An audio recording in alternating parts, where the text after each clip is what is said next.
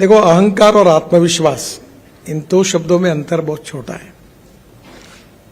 आत्मविश्वास होना चाहिए, पॉजिटिविटी होनी चाहिए, पर अहंकारी नहीं होनी चाहिए। Human relationship is the biggest strength of politics, business and everything. आपके संबंध कैसे लोगों के साथ, नम्रता, शालीनता, सहजता, सहृदयता। ऐसा कहते हैं कि जितना विद्वान है, जितना धनवान है, उतना नम्र होगा, तो वो उसकी विद्वत्ता और उसकी नम्रता के कारण उसका व्यक्तित्व और खुलता है।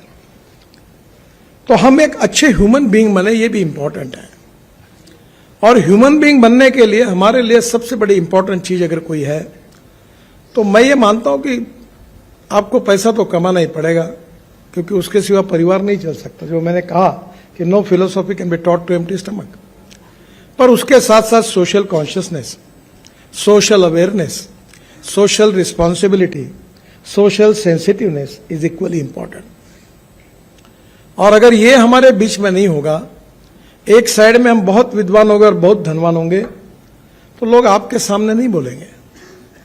और इसलिए मैंने कभी कभी, मुझे बहुत अच्छा जीवन में अनुभव आया कि मुंबई में काफी दिन रहा, तो बड़े बड़े फिल्म स्टार, अमिताभ बच्चन से लेकर अनेक तक, क्रिकेटियर्स, सुनील गावस्कर लेकर सचिन तेंदुलकर, सब मेरे मित्र रहे। तो मैंने एक एक को देखा, और दिल्ली आकर मुझे बिल गेट्स से लेकर अनेक लोगों को मेरे घर पर उनको मिलने का मौका मिला। तो मुझे एक मित्र ने, मुझे, ये सब लोग बड़े ही लोग हैं, तो एक बार उसने मुझे पूछा कि तुम दिल्ली में रहते हो, रोज तुम्हारी नए नए लोगों से मुलाकात होती है, तुम्हारा क्या ऑब्जर्वेशन है?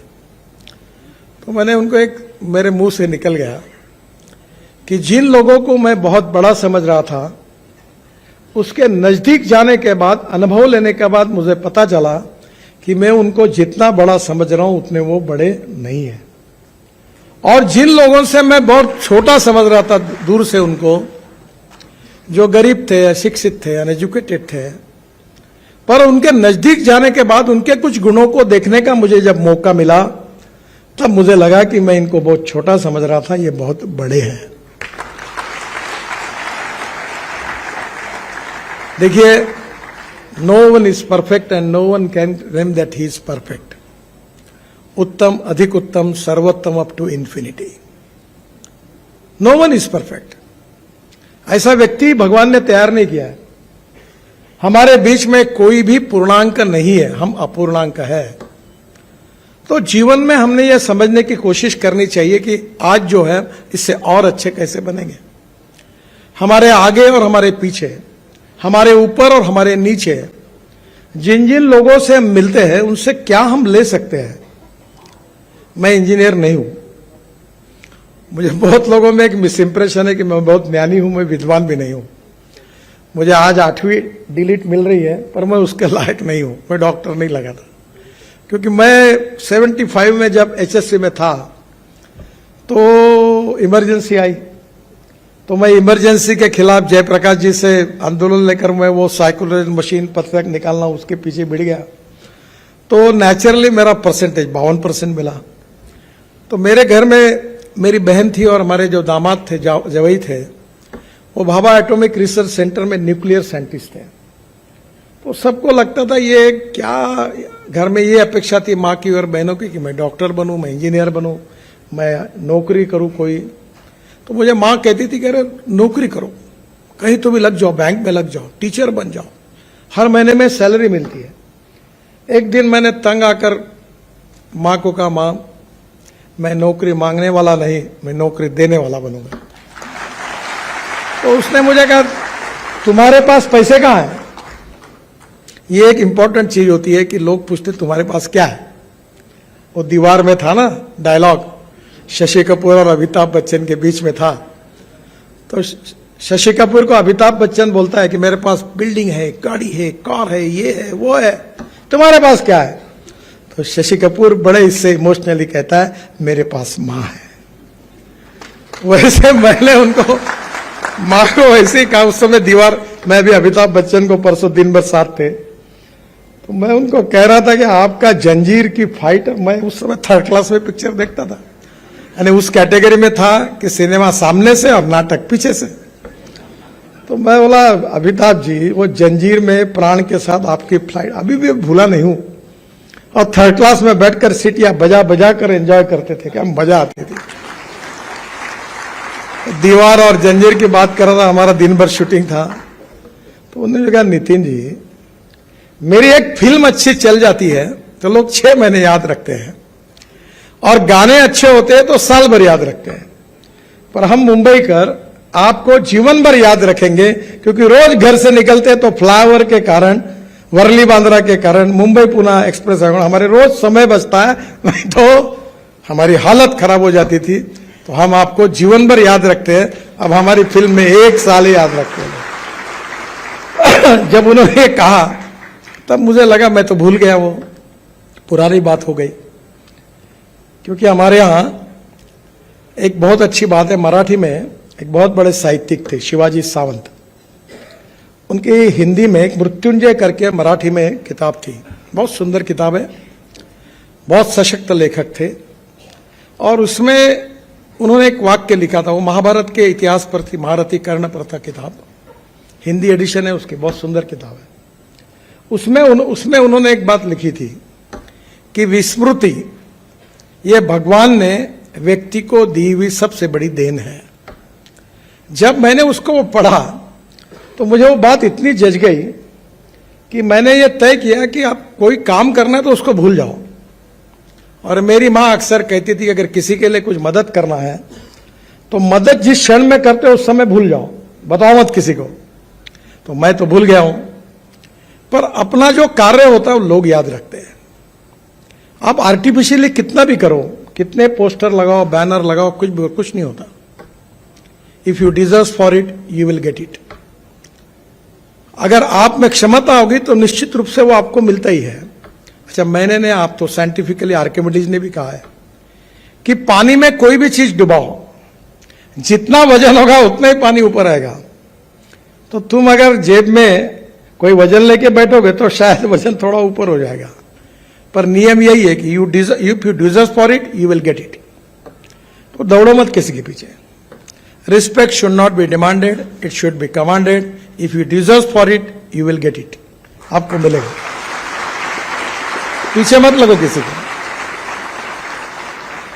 और इसलिए आपका अब जीवन जो है, हमारे प्रधानमंत्री जी ने कहा है कि आत्मनिर्भर भारत, $5 ट्रिलियन इकोनॉमी, वर्ल्ड की तीसरी बड़ी अर्थव्यवस्था, ये किसके भरोसे होगा? ये आपके भरोसे होगा, और ये आपको बनाने का है। और इसमें सबसे इंपॉर्टेंट कुछ है तो टेक्नोलॉजी, इनोवेशन, रिसर्च, साइंस, ये इंपॉर्टेंट है। और आपको मैं बताता हूं कि हमारे यहां स्टार्टअप आ रहे हैं, नए नए लोग आ रहे, इतने प्रयोग कर। मैं ऑटोमोबाइल सेक्टर में उसका मंत्री हूं। मैंने अभी मर्सिडीज की एक कार लॉन्च की, इलेक्ट्रिक की। तो जर्मनी से जो चेयरमैन आए थे मुझे बता रहे थे कि इसके बाद हम केवल इलेक्ट्रिक गाड़ियां बनाएंगे। अब एलएनजी का एक ट्रक मैंने चाकण में ब्लू एनर्जी का ये किया, जो एक समय 1600 किलोमीटर चलता है, डीजल की तुलना में 50 मीटर कॉस्ट बच जाती है। आज जब मैं इलेक्ट्रिक गाड़ी की बात करता था, इलेक्ट्रिक स्कूटर की, कार की, बस की, तो लोग मुझे सवाल पूछते थे कि रास्ते में बंद होगी तो क्या होगा। दुनिया भर के सवाल पूछते थे पत्रकार, अब कोई नहीं पूछता। अब इलेक्ट्रिक बसेस आ गई, 5 साल के अंदर इस देश में पूरी इलेक्ट्रिक बसेस बन जाएगी। इलेक्ट्रिक कार आएगी। अब मेरे पास 3 कार है। इलेक्ट्रिक कार है, 100% इथेनॉल पर चलने वाली वर्ल्ड की पहली टोयोटा की इनोवा है, जो यूरो 6 के इमिशन नॉर्म्स को पूरी करती है। अगर पेट्रोल की तुलना में अगर उसका हिसाब लगाएंगे तो गाड़ी बिजली भी तैयार करती है, तो 25 रुपए लीटर पेट्रोल का भाव आता है। बहुत सुंदर है। हाइड्रोजन की कार है। मैं इसलिए हाइड्रोजन की कार मैंने लाई, उसका नाम है मिराई। उसकी एक कहानी है। मैं जब ये टीवी इंटरव्यू में, आजकल मैं तो नहीं सुनता मेरे इंटरव्यू, पर मुझे यूट्यूब से 2.5 से 3 लाख रुपए महीना मिलता है, इसका मतलब लोग बहुत सुनते हैं। तो मेरे पत्नी ने एक बार खाना खाते हुए मुझे कहा कि आप बोल रहे हो कि पानी से हाइड्रोजन निकलेगा और हाइड्रोजन से गाड़ी चलेगी, तुम्हारे ऊपर मेरा ही तो विश्वास नहीं बैठता, तो लोगों का क्या बैठने वाला है। तब मेरे ध्यान में आया कि मेरे बीच में, मेरे और लोगों के बीच में बहुत बड़ा अंतर है। तब मैंने विक्रम किर्लोस्कर जो टोयोटा इंडिया के चेयरमैन थे उनको फोन किया, विक्रम मुझे हाइड्रोजन की कार चाहिए। बोले, वो बताने लगा, बोला I don't know reasoning, I like people who can get the things done. क्या प्रॉब्लम है वो तुम्हारे? नहीं वो ऐसा, देखो एक बात याद रखो, I always telling to people, there are some people who convert problems into opportunities and there are some people who convert opportunities into the problems. मुझे मालूम नहीं, मुझे कार चाहिए। तो उसने मुझे कार लाके दी, उसका नाम है मिराई। मिराई यानी जापानी वर्ड है, उसका अर्थ होता है फ्यूचर। मैं जो आपको अपील करने वाला हूं वो फ्यूचर जो है, इसका मतलब hydrogen is a fuel for future. The futuristic vision, futuristic technology and a futuristic planning is very, very important. You can donate eye, but you cannot donate vision. Lack of vision is a problem. और उसमें काम करने के लिए strong political will, decision making capacity, team work, अगर ये तीन छोटी छोटी बातें आपके पास होगी तो you can make miracles. और हमारे देश में आज वर्ल्ड की सबसे ज्यादा इंजीनियरिंग ट्रेन मैन पावर अगर वर्ल्ड में किसी देश में है तो वह हिंदुस्तान है। पर मैं आपको एक ही अनुरोध करूंगा कि हमारे देश में जो ग्रोथ होती है वो 22 to 24% फ्रॉम मैन्युफैक्चरिंग सेक्टर, 54 से 56% from service sector and 12% from agriculture and allied sectors.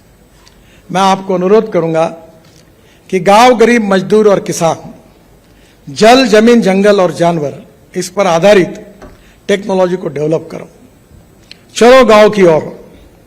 अब स्मार्ट विलेज, स्मार्ट सिटी नहीं, स्मार्ट विलेज बन सकता है। मैं कृषि क्षेत्र में काम करता हूं। मेरे क्षेत्र में 10,000 किसानों ने आत्महत्या की है। मैं बिजनेसमैन नहीं हूं, न मैं इंडस्ट्रिस्ट हूं, पर मैं जो एग्रीकल्चर में काम करता हूं उसका टर्नओवर 2,500 करोड़ है। मैं 15,000 लोगों को रोजगार दे चुका हूं। यह संभव है कि आपकी टेक्नोलॉजी का उपयोग करके, अभी हम लोग बांबू से इथेनॉल बना रहे हैं। अभी जो बात हुई पानीपत में, मैंने पीछे पढ़कर, हमने एक बड़ा इंडियन ऑयल ने उद्योग शुरू किया है कि जो परली जलाते हैं जिसके कारण दिल्ली में बहुत प्रदूषण होता है, परली से 1 lakh litre ethanol, 150 ton biobitumen और 76,000 ton per year bio aviation fuel, sustainable aviation fuel, हवाई ईंधन तैयार होता है।